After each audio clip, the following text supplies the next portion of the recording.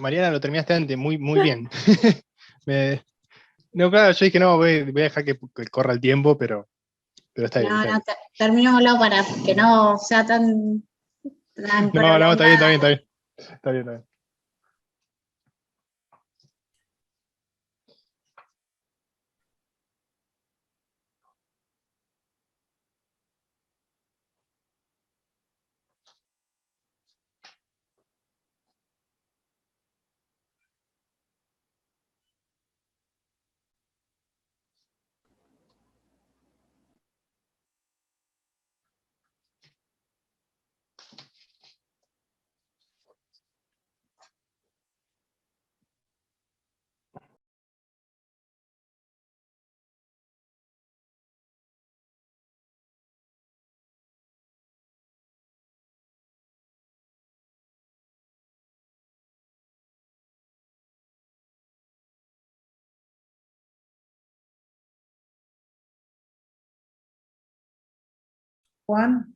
Juan, ¿puedo hacerte una consulta Sí, sí, sí. antes que empiece? No me terminó de quedar claro una explicación que vos hacías respecto, decía que no podían apelar a una justicia natural. ¿Quién? Mm. No, sí, apelan a una justicia, la acusación y el tribunal también, para poder Apelan a... condenar. Claro, ellos dicen, eh, por más que éticamente, digamos, o positivamente no, no sea delito en ese entonces, ya el pueblo alemán en general o Alemania en general respetaba o debería haber respetado una justicia natural. No quiero decir derecho natural porque en realidad no tiene un contenido jurídico en sí mismo, no, no se citan normas, sino que se habla de una justicia natural. Es la palabra que usa el fiscal general en este caso también, ¿no? Habla de una justicia natural, un mínimo, ¿sí? de derecho que no puede ser dejado de lado, no puede ser inhabilitado por el derecho positivo. Por eso Radbruch después va a traernos, ¿no? Esa frase que es la justicia. Se me quedé. ¿Cómo es la fórmula, Mariana? Recordame la fórmula de Radbruch. La justicia extrema no es derecho. ¿Mm?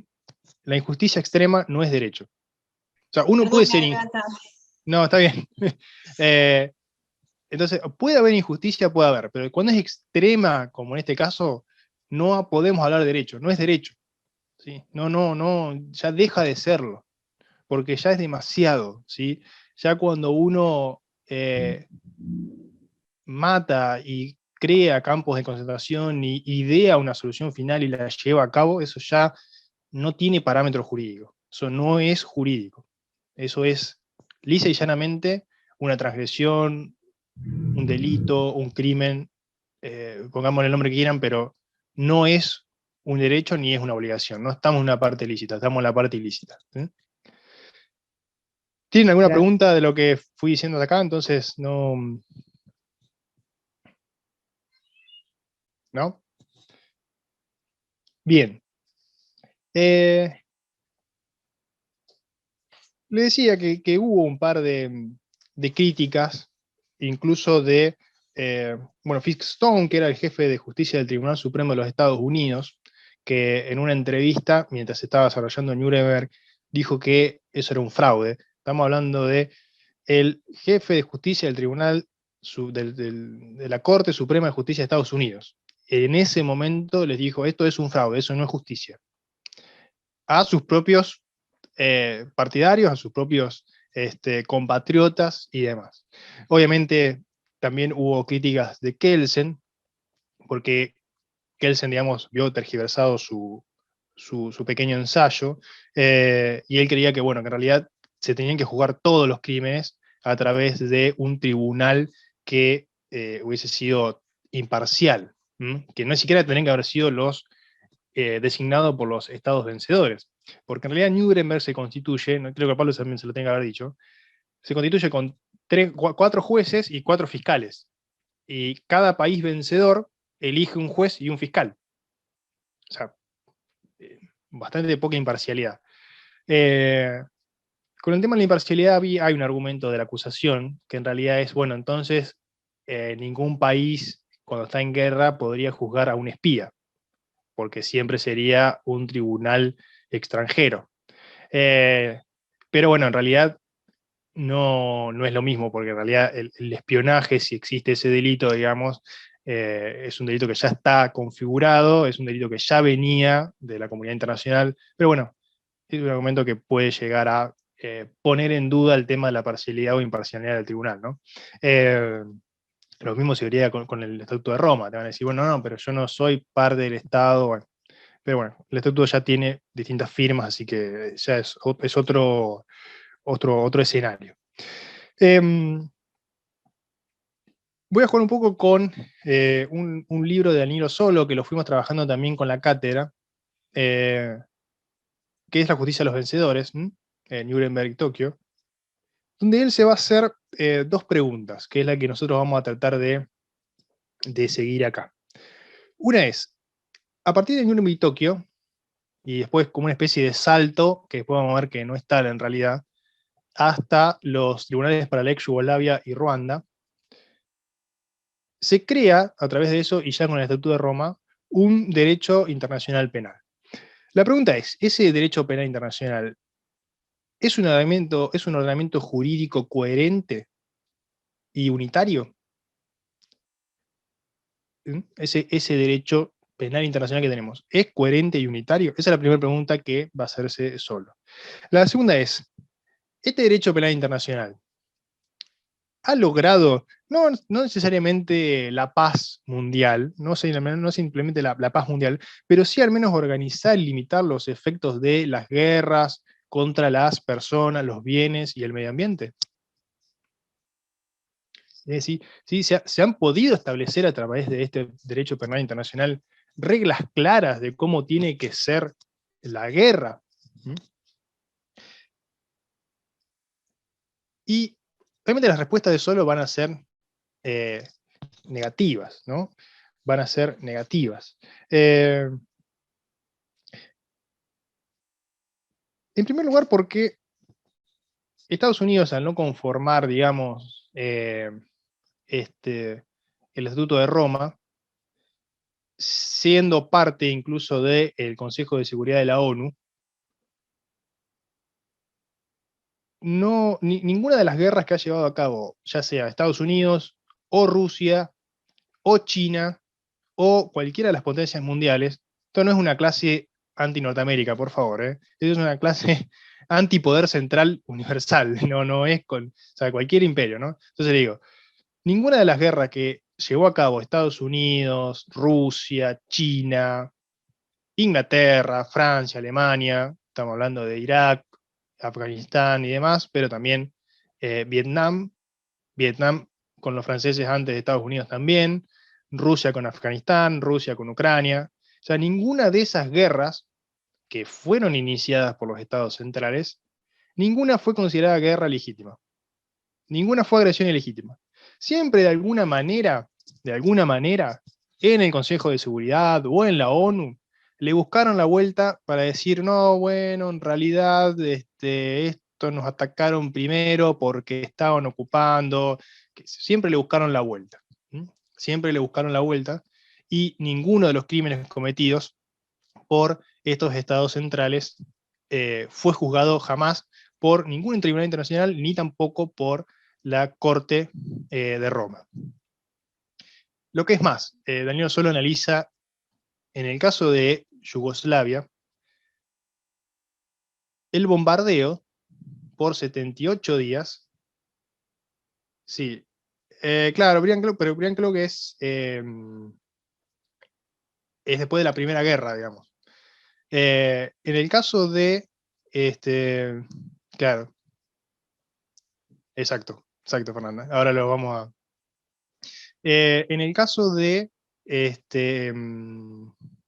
decía, de la ex Yugoslavia, la OTAN sin autorización del Consejo de Seguridad, o sea, sin autorización ninguna, la OTAN sola, bombardeó durante 78 días Kosovo y lo redujo a ceniza. O sea, Kosovo no fue destruido ni por los croatas ni por los serbios, fue destruido por la OTAN.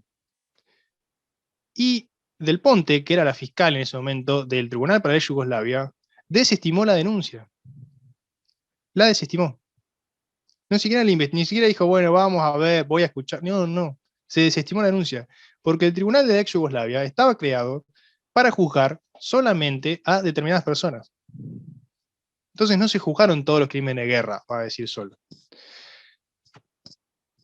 Entonces, ¿tenemos un derecho, una justicia internacional? Sí, la tenemos. ¿Es unitaria y coherente? No. Para nada. No digamos garantizar la paz, pero ¿logrado esta justicia penal internacional de alguna manera fijar reglas claras sobre la guerra? No. Miren lo que está pasando ahora en Israel. Ninguna de las guerras fue humanitaria.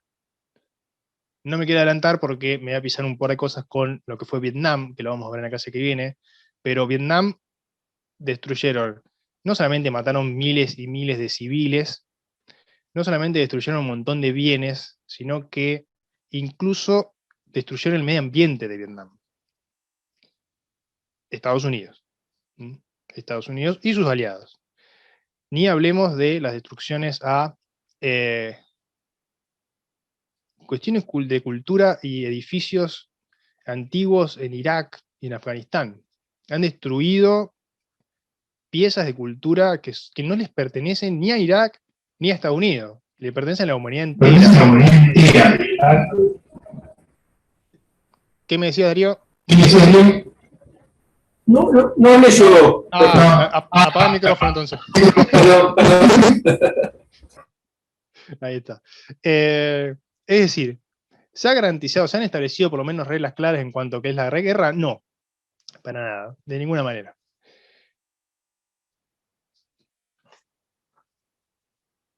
Y solo va a ser, digamos, va a señalar o va a hacer 3 críticas bien puntuales a lo que él va a llamar esta justicia de los vencedores. En primer lugar, algo que ya hemos venido hablando bastante, que es la ausencia de autonomía e imparcialidad.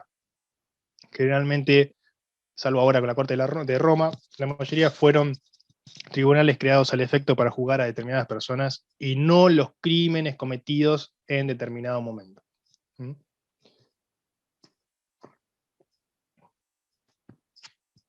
En segundo lugar, esto es medio italiano, pero bueno, lo vamos a tratar de traducir. Él habla de una violación al derecho de habeas corpus y los derechos subjetivos de los imputados. Esto se debe, más que nada, bueno, obviamente la aplicación irretroactiva de la ley penal, que está prohibida en todos los códigos penales del mundo. Es decir, si había una regla clara en Nuremberg y Tokio, es la retroactividad de la ley penal. Viene de la época del iluminismo. O sea, fue la primera ley natural, si se quiere, que dejaron de lado, ¿no? Y en realidad, en este caso, dentro de lo que es habeas corpus y derechos subjetivos, solo incluye todas estas situaciones, ¿no? Irretroactividad de la ley penal, no aplicación de la igualdad ante la ley, porque bueno, obviamente se fueron seleccionados solamente algunas personas, y en muchos casos, sobre todo en Nuremberg, no había reglas procesales. No, o sea, en realidad el Estatuto de Londres dice, bueno, el tribunal va a crear las propias reglas procesales que en realidad eran propuestas por la Fiscalía. O sea, fíjense la separación de sistema acusatorio o sistema inquisitivo que tenía. Es decir, los fiscales le proponían las reglas procesales al tribunal, y el tribunal lo veía, bueno, y después había una cierta mínimas reglas probatorias, porque en realidad la cuestión probatoria, en un momento en el cual todavía existía la semiplena prueba y demás, o sea, donde había reglas procesales claras, no estaba la sana crítica racional, ellos aceptaban cualquier tipo de elemento probatorio que pudiera echar luz sobre los crímenes cometidos. O sea que ni siquiera respetaban las reglas procesales ni probatorias de ese entonces. Entonces, eso es otra de las críticas que va a hacer solo a tanto el tribunal de Nuremberg y Tocqueville especialmente, pero también al de la ex Yugoslavia y al de Ruanda. Y la última crítica, que toca también una cuestión bastante sensible, desde el aspecto humanístico, tiene que ver con la pena que se aplicó. Sobre todo, ¿no?, en Nuremberg y Tokio, que fueron muchas penas de muerte. En primer lugar, porque o sea, en su tipo, primero la pena en su tipo. ¿Por qué se aplicó la pena de muerte? ¿No?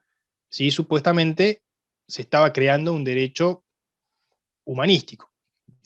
Y en segundo lugar, ninguno de esos tribunales, y debería leer el Estatuto de Roma, pero me parece que tampoco, se habla de cuál es el fin de la pena.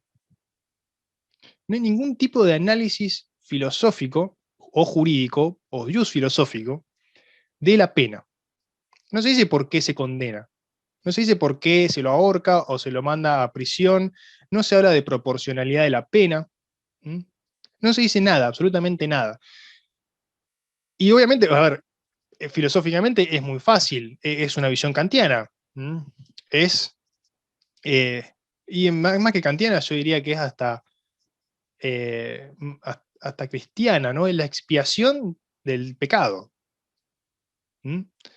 Cometiste crímenes horrendos, entonces la única forma de expiar esos crímenes horrendos que has cometido es que mueras. Esa es la filosofía. Pero en ningún momento se lo plantearon, ¿sí? En ningún momento de Nuremberg se preguntan por qué estamos acusándolo, por qué le vamos a aplicar esta pena, es proporcional o no, por qué a algunos le dieron prisión y a otros los ahorcaron, por qué a algunos le dieron prisión perpetua y a algunos determinados años, ¿sí?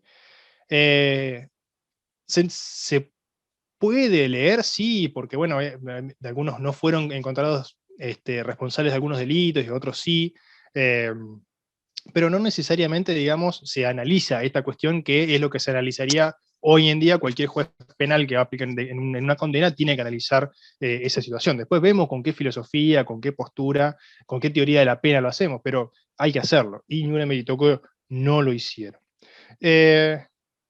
Entonces solo va a decir, bueno, ¿se hizo justicia en Nuremberg y Tokio? Él va a decir, para él no, ¿sí? No se hizo justicia, no se hizo justicia. ¿Por qué no se hizo justicia? No se hizo porque de sentido profundo, se lo leo porque es la conclusión que él toma, el sentido profundo del proceso de Nuremberg y Tokio no fue hacer justicia, porque hacer justicia significa tratar de interrumpir la secuencia política de la división, el odio y el derramamiento de sangre, para desarticular el conflicto e intentar exorcizarlo a través del uso de medios judiciales.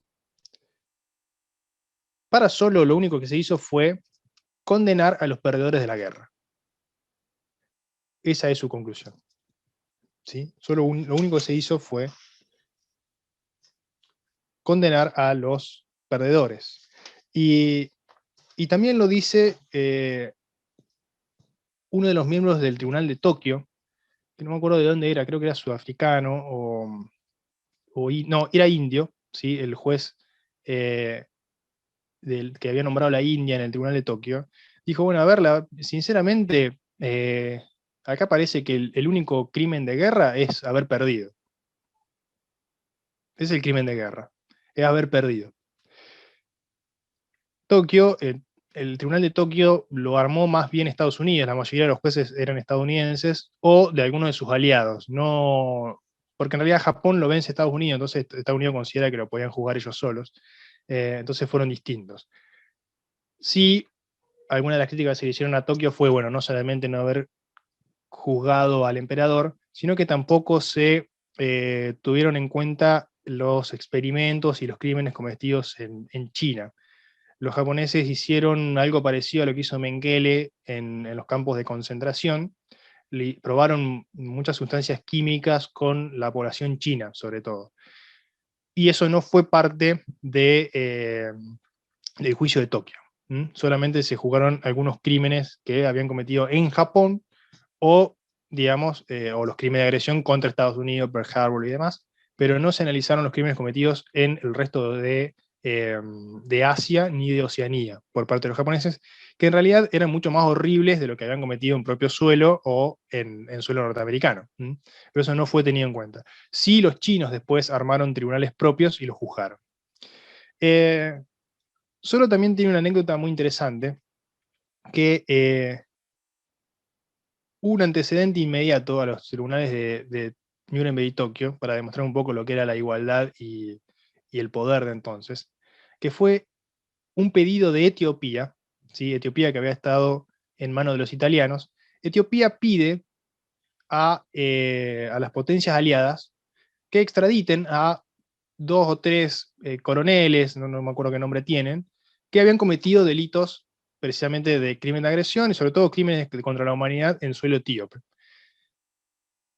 Podrán adivinar el éxito que tuvo ese tribunal, ¿no? No le dieron ni bolilla, o sea, a los etíopes. Cuando Italia, digamos, ya se había recuperado, ya Italia formaba parte, digamos, nuevamente de las potencias aliadas y demás, porque ya habían recuperado el poder.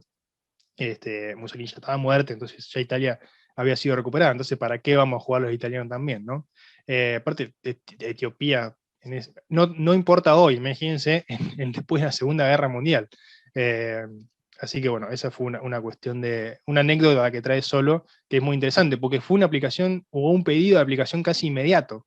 Como dicen, bueno, a ver, hagamos justicia acá también, vamos a investigar esto. Nada. Antes de terminar la clase, les voy a hacer una cuestión. Ustedes ya pasaron por sociología, y me imagino que leyeron muy atentamente la ficha de Bauman, así que esto solamente, ya sé que no importa, no se preocupen. Por eso lo vamos a refrescar hoy, no, porque viene al tema. Bauman, tomando también a Hannah Arendt, bueno, a ver, Hannah Arendt también se opuso al juicio de Nuremberg y Tokio. Hannah Arendt era una pensadora mujer y judía. Hannah Arendt fue a ver el juicio de Eichmann y dijo, esto no es justicia. O sea, fue a Israel a ver el juicio de Eichmann, hizo un diario, publicó un libro y dijo, lo que estamos haciendo es una locura. Esto no es justicia, esto no es una cuestión humanitaria, esto es venganza pura. Esto es venganza pura y no la comparto. Y no estamos hablando de una yankee, bueno, está bien, escribió en Estados Unidos mucho tiempo, pero, a ver, es una pensadora judía, pero es una pensadora universal, una mina que la pasó mal, ¿sí? La pasó mal. Muchos de sus parientes fueron asesinados y demás, ¿no? O sea, una mina con una entereza que es de destacar, tanto Arendt como Bauman. Bauman también es judío, y su mujer estuvo en un campo de concentración. No, perdón, su mujer no estuvo en un campo de concentración, estuvo en un gueto. Estuvo en el gueto de Varsovia. O sea, estamos hablando de dos personas judías, está bien, no son muy practicantes, ninguno de los dos. Bauman incluso estuvo un tiempo en Israel y se fue y se instaló en Londres porque no compartía, digamos, los postulados del sionismo, que en ese momento eran mucho más fuertes que ahora, ¿no? Eran mucho más fuertes. Pero son pensadores que nos van a decir, los nazis no eran monstruos, ¿sí? Los nazis no eran monstruos. Cuando a Eichmann lo analizan los psiquiatras y los psicólogos, como también los analizaron a los nazis que fueron juzgados en Nuremberg y a los japoneses en Tokio, los declararon sanos para juicio, ¿sí? Estos tipos que idearon la solución final, si lo hubiesen puesto a cargo de la BMW, hubiesen sido los mejores gerentes de Alemania. Porque en realidad la solución final no proviene del Ministerio de Guerra, sino que viene del Ministerio del Interior de Alemania. Quienes idean y llevan a cabo la solución final, el holocausto, eran administrativos. Era personal administrativo. Vos podés matar gente. O sea, vos podés matar gente. No es muy difícil. Con un arma, con un cuchillo. Pero matar esa cantidad de gente, matar millones de personas, calcular cuántos vagones de trenes necesitas, cuánto peso puede soportar cada vagón, cuántos litros de gas vas a necesitar, cómo construirlo. O sea, todo eso es racional. Ahí se usó matemática. No se usó ética, no se usó moral, sí se usó matemática. O en realidad sí se usó una ética y una moral. Se utilizó la racionalidad moderna. ¿Sí? Entonces, ¿qué nos va a plantear Bauman? Bauman plantea esto. Los grandes avances de la modernidad, los grandes avances, que son un objetivo común, ¿sí? Un ideal común hacia dónde avanzar como población, como nación, como Estado, como humanidad. La razón, ¿sí? El pensamiento racional y la tecnología, que son los tres grandes avances que tiene la modernidad con respecto a la edad feudal, no solamente no evitaron el holocausto, sino que lo posibilitaron. Es decir, la modernidad, el holocausto es moderno. El holocausto es moderno. Lo único que necesitaba el Estado alemán, que era hiper eficiente, hiper racional, y que tenía, o había logrado un gran avance tecnológico, era una idea común. Y Hitler se la da. Hitler le dice, este espacio vital alemán está invadido por razas que son inferiores a nosotros y que nos están quitando. La principal son los judíos, pero también están los gitanos, hay, no, bueno, muchos negros no había, pero sobre todo los gitanos después, y sobre todo los judíos, le hacen mal. Entonces, lo que hay que hacer con estas personas es sacarlas del espacio vital. Por eso la solución final es final. Al principio se las trata de deportar, ¿sí? Por eso se logran escapar, sobre todo aquellos que tenían dinero. Luego dicen, bueno, no alcanzó con la deportación porque esta gente no se quiere ir o no tiene los medios. Entonces lo que vamos a hacer es encerrarlos en guetos y lo vamos a dejar ahí, entonces juntos pero separados. Y después, bueno, cuando los guetos empiezan a revolucionar y hay muchos líos y demás, entonces ahí sí llega la solución final. Pero el problema, o lo que le plantea Bauman, no es que nosotros, por ejemplo, no sé si alguno de ustedes trabaja en alguna administración, hasta dónde lleva la razón burocrática, ¿no? Hasta dónde esas personas que calculaban y que sacaban cuentas de cómo o qué cantidad de personas entraban en los vagones, cuántos litros de gas necesitaban, cuántas... A ver, hay alguien que se puso a pensar que era más eficiente matar a las personas con gas que usar balas. Eso fue una elección racional. No son, a ver, no son monstruos, no son de película. ¿Mm? Eran personas de carne y hueso. Eran personas modernas, hipermodernas. Tan modernas que pensaron hasta que necesitaban las balas porque estaban en guerra. Entonces no podían gastar balas, entonces utilizaron gas. Idearon todo un sistema. Y no solamente ese pensamiento racional fue de los nazis, sino también de los judíos que utilizaron como policía adentro de los guetos y adentro de los campos de concentración. Porque la seguridad interna estaba a cargo de los judíos y los que elegían quiénes iban a los vagones eran otros judíos. ¿Y cuál era el pensamiento de ese judío que mandaba a los suyos propios sabiendo a un campo de concentración? Bueno, si no lo elijo yo, alguien más lo va a elegir. Es perfectamente racional. Perfectamente racional. Si no lo elijo yo, alguien más lo va a elegir. Y si yo no lo elijo, voy yo también. ¿Qué queremos decir con todo esto? El problema es este, dice Bauman. El problema es que, el problema, o el peligro, no es que nosotros podamos llegar a ser víctimas de un holocausto. El problema es que nosotros podemos llegar a ser partícipes. Si nosotros estamos en el momento adecuado, podemos ser partícipes de un holocausto. Y él, en un libro, uno de los últimos libros que escribió antes de fallecer, que es Ceguera Moral, va un poco a profundizar este tema y va a hablar, por ejemplo, de lo que sucedió en las cárceles de Irak y en Afganistán con estos soldados norteamericanos que idearon un nuevo método de tortura, que es ese que te ponen le ponen una tela y les tiran agua, entonces simulan que se están ahogando. Y toda una serie también de de métodos de tortura que se inventaron adentro de una cárcel de Irak y de Afganistán. Y cuando esto salió a la luz, porque se filtra y demás, y Estados Unidos hace un juicio militar y de alguna manera los condena, la comunidad, sobre todo los norteamericanos, se sorprendieron cuando se descubrieron que la persona que había creado estos métodos y la principal, digamos, partícipe de todo esto, era una soldado mujer. Era una soldado mujer que si podría haber sido la que están en los afiches para sumarte al ejército. Era rubia, de ojos claros, cara buena, ¿sí? Y sin embargo, esa chica, cuando le dijeron, mire, usted tiene que sacar la información al precio iraquí, y usted, si le saca información al precio iraquí, es buen soldado, y es un soldado eficiente, se le ocurrió las cosas más atroces. Y era una chica que si no hubiese entrado al ejército, hubiese estudiado en, no sé, en Columbia, en Yale, hubiese sido una gran abogada militante de los derechos civiles en Estados Unidos. Entonces, esa es la enseñanza de alguna manera que nos va a dar Bauman con todo esto. ¿Alguna duda hasta acá? ¿No? No quiero ser negativo, no, sé que no van a participar en un holocausto, no se preocupen, no es que...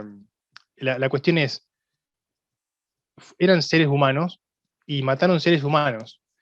No alcanza con más tecnología y más razón, más racionalidad.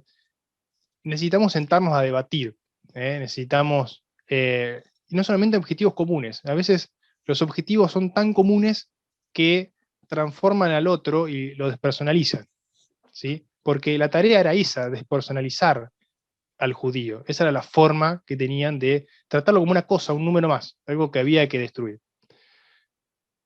¿Alguna pregunta, alguna duda? Sí. Juan Cruz, en realidad, bueno, si no nos vamos a ir a lo que fue el holocausto, pero si hoy en día cuando hablamos de una fábrica, de que los trabajadores somos números, son eso, la despersonalización misma, y cuando dicen hay que achicar costos y echar tantas personas y más mujeres porque después quedan embarazadas y piden más licencias, eso, en definitiva, es racionalmente y no se fija si son personas, si son familias, si son las que mantienen el hogar, o sea, son esas circunstancias. Les voy a poner dos ejemplos. Uno que, a ver, yo trabajo en un juzgado y es una frase que parece un cliché, ¿no? Pero detrás de cada expediente hay una persona. Y yo tenía una jueza que nos decía siempre. Y es así, detrás de cada expediente hay una persona. Es muy difícil cuando vos estás a las 3 de la tarde, no comiste y te querías a tu casa, pensar que ese expediente hay una persona. Te querés sacar encima. Es una lucha cotidiana. Es una lucha cotidiana que la van a vivir en cada espacio burocrático en el cual puedan llegar a estar. El tratar al otro como una persona. No, a ver, parece una locura lo que le estoy diciendo, pero no es fácil. No es fácil frenarse y pensar, no, ese otro no es una cosa o un obstáculo en mi vida, sino que es una persona con sueños, con ilusiones, con necesidades, con virtudes, con defectos también, obviamente, pero es muy difícil, sobre todo cuando están en ámbitos burocráticos, y sobre todo cuando son muy masivos. Y le voy a dar un ejemplo, a ver, obviamente no es el holocausto, no tiene nada que ver. Pero ustedes piensen que en su momento, cuando sucede lo de las causas Badaro 1 y Badaro 2, que todos los jubilados del país tuvieron que ir a la justicia federal a pedir que se revise la movilidad. Primero tuvieron que ir a ANSES, y hubo empleados de ANSES que le negaban la movilidad que por derecho le correspondía a los viejos. Es así. Y era, a ver, era tocar un botón, o presionar, qué sé yo, escape o enter. Y era, listo, no te corresponden. Y a veces eran diferencias muy grandes, entre 5.000 y 20.000 pesos, que le cambiaban la vida, ¿sí? Al jubilado, a la jubilada, al pensionado, a la pensionada. Y hubo un montón de gente que lo hizo, ¿sí? ¿sí? Y que no se detuvo a pensar si eso estaba bien o eso estaba mal. Porque era su trabajo, era un empleado de ANSES. Dijo, bueno, ¿yo qué culpa tengo? Si esto en realidad viene de arriba.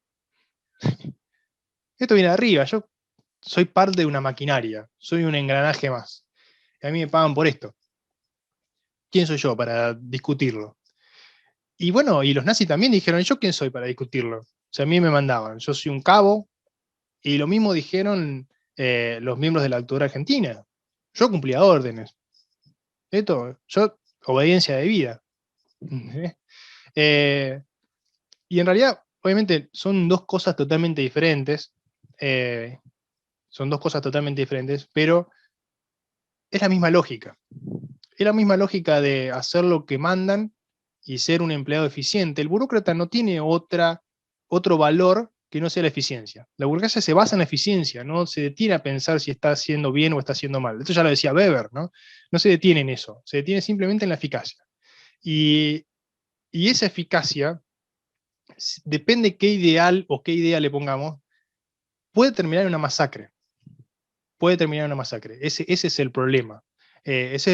Son los riesgos de la modernidad, ¿no?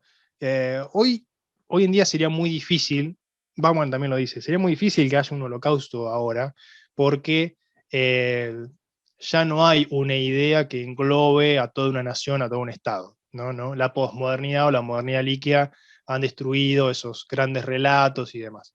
Pero Nils Christie, que es un criminólogo noruego, toma esta idea del holocausto y analiza las cárceles estadounidenses. Y dice, bueno, a ver, el 25% de los hombres negros y el 25% de los hombres latinos en Estados Unidos está preso. ¿Sí? Entonces dice, bueno, las cárceles de Estados Unidos, las formas que están hechas y la forma de pensamiento es esto. Hay un montón de fiscales y jueces que ni siquiera hacen juicio, porque los juicios por jurados son casi inexistentes en Estados Unidos, son todos abreviados, el plea bargaining que le llaman. Entonces, bueno, dice, van tantos presos, en realidad condenados porque ellos confiesan, porque si no les espera o les dicen que les espera algo peor, y de esa manera hay una especie o una suerte de limpieza racial en el suelo de los que fueron los pioneros ¿no? del humanismo, o los que creyeron ser los pioneros del humanismo, ¿no? Un libro muy interesante también. ¿Alguna otra pregunta?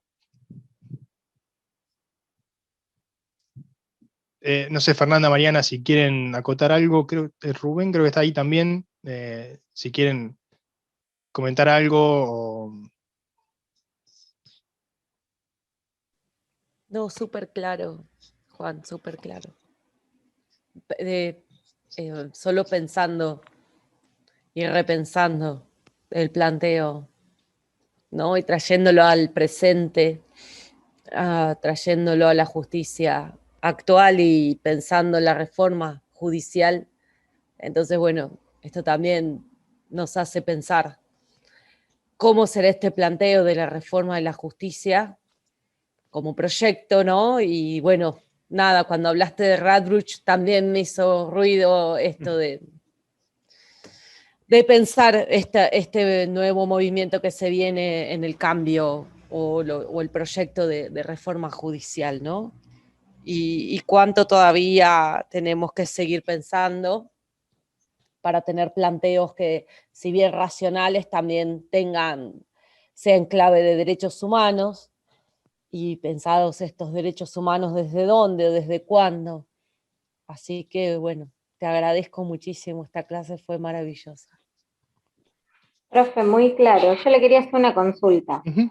¿El texto o lo que vamos a charlar el miércoles? Sí. ¿El mismo texto que venimos, o sea, que subieron el otro día, que nos pasaron? No sé qué te quiero pasar. Uno tuyo, profe. Entonces sí, es mío. Uno, Tribunal Internacional de Opinión. Ese. Sí, ese. No me acuerdo si yo después les mandé porque había uno que era el Word mío original. Después armé un PDF que tiene los datos de la publicación, porque en realidad esa sería la forma no correcta de hacerlo. Pero a ver, no importa, el contenido es el mismo, digamos, no se preocupen por eso. pero sí, son los tribunales internacionales de opinión, que los vamos a ver el miércoles que viene, que ahí vamos a ver que el debate siempre sigue siendo el mismo, ¿no?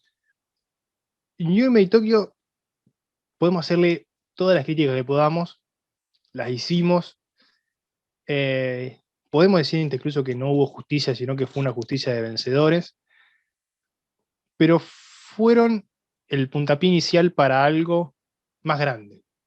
Entonces no tenemos que quedarnos con la crítica pesimista. Vamos a tratar de, en la clase que viene, ver si estos principios, estas ideas, las podemos llevar a un pie de igualdad, a un acercarnos, aunque esté, a un ideal de justicia, no importa cuál. Vamos a ver si podemos acercarnos. Esa es la idea, esa es la propuesta para la clase que viene.